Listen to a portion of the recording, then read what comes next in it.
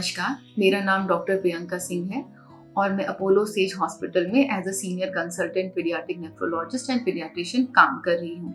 आज के इस वीडियो में मैं आपसे ये जानकारी साझा करना चाहती हूँ कि हमें अपने बच्चों की किडनीज या उनके गुर्दे की हेल्थ को कैसे मेंटेन करना है और किस तरह से हमें अपने बच्चे की किडनी की कोई प्रॉब्लम अगर होती है तो उसको अर्ली कैसे डिटेक्ट करना है।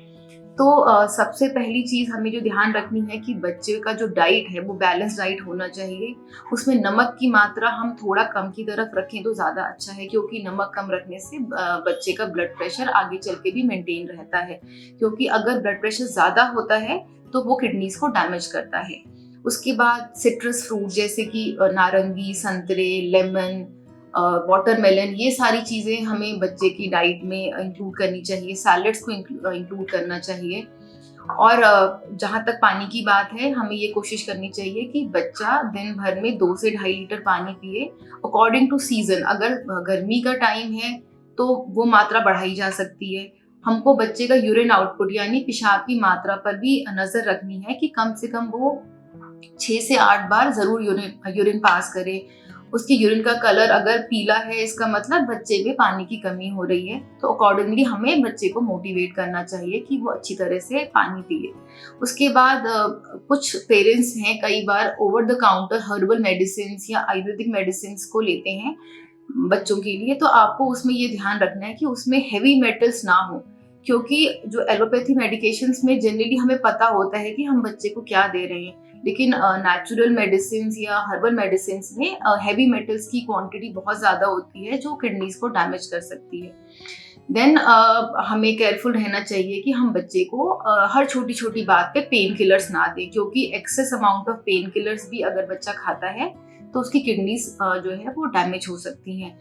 और जिन बच्चों की फैमिली हिस्ट्री में डायबिटीज़ या बीपी की प्रॉब्लम है, जिसके पेरेंट्स को या फर्स्ट रिलेटिव्स को ये प्रॉब्लम्स हैं, तो वो बच्चे भी थोड़ा ज़्यादा प्रोन होते हैं कि ये बीमारी उन्हें हो सकती है। तो उसके लिए हमें बच्चे का रेगुलर चेकअप कराना चाहिए। और जो बच्चे ऑलरेडी डायबिटिक या हाइपरटेंसिव हैं, उनका भी हमें ये ध्यान रखना है कि बच्चे का शुगर लेवल और बीपी का लेवल उसकी अपर लिमिट से ज़्यादा ना हो।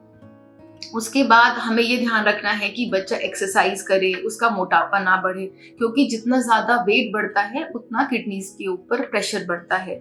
देन हमें ये ध्यान रखना है कि स्पेशली गर्ल चाइल्ड के लिए, कि गर्ल चाइल्ड कई बार प्राइवेसी की अभाव में या फिर गंदगी की वजह से स्कूल्स में यूरिन पास करने में हेजिटेट करती हैं, वो यूरिन को होल्ड करके रखती हैं। तो जितना ज़्यादा बच्चा यूरिन होल्ड करेगा उतना ज़्यादा उसको यूरिन इन्फेक्शन होने के चांसेस बढ़ जाते हैं।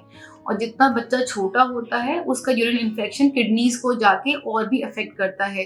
तो अगर यूटीआई बार बार अगर बच्चों को होता है तो किडनी में स्कारिंग होने के चांसेस भी बढ़ जाते हैं। तो हमें ये ध्यान रखना है कि बच्चा time to time urine pass करता रहे। और उसके बाद सबसे एक ज़रूरी चीज़ है, कॉन्स्टिपेशन से हमें बच्चों को बचा के रखना है। कई बार पेरेंट्स को ये बात पता भी नहीं होती कि बच्चे को कॉन्स्टिपेशन है। वो ये कहते हैं कि मैम बच्चा तो शुरू से ही रोज़ स्टूल्स या मोशंस पास नहीं करता। बट हमें ये चीज़ एक नियम बनाना है कि बच्चा कम से कम रोज़ दिन में 1 बार या 2 बार ज़रूर टॉयलेट सीट पे बैठे, एटलीस्ट 10 मिनट्स तक बैठे, और उसकी जो मोशंस हैं वो हार्ड ना हो, वो इतने सॉफ्ट हो कि बच्चे को स्ट्रेन ना करना पड़े, क्योंकि जितना ज़्यादा कॉन्स्टिपेशन होता है वो उतना ज़्यादा यूरिन इन्फेक्शन को प्रेसिपिटेट करता है और किडनीज की प्रॉब्लम्स को बढ़ाता है। तो ये सारी चीज़ें हमें ध्यान रखनी है।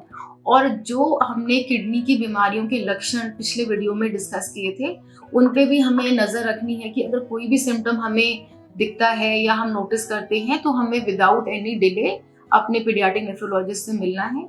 और 3 साल से बड़े बच्चों का एक रेगुलर चेकअप हमें साल में कराना चाहिए।